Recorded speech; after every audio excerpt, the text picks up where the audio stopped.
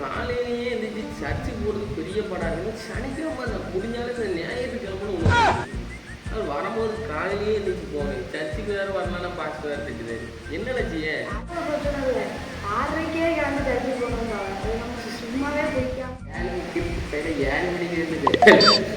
அவர் பாசு மாற்றி 7 மணிக்கு சொல்லியிருக்காங்க. நீ 6:30 சொல்லிட்டு இருக்கேன். இவன் சர்ச்சுக்கு வந்தால் தான் தெரியும். ஆடிக்கு ஒரு நாள் அம்மா வச்சுக்கு ஒரு நாள் வாரம் இல்லை. ஆமாம், காலையில் எப்படி இருந்துச்சு போகுது. முதல்ல 6:30 சொன்னார். இப்போ 7 மணிக்கு கொஞ்சம் நல்லா தான் இருக்கு.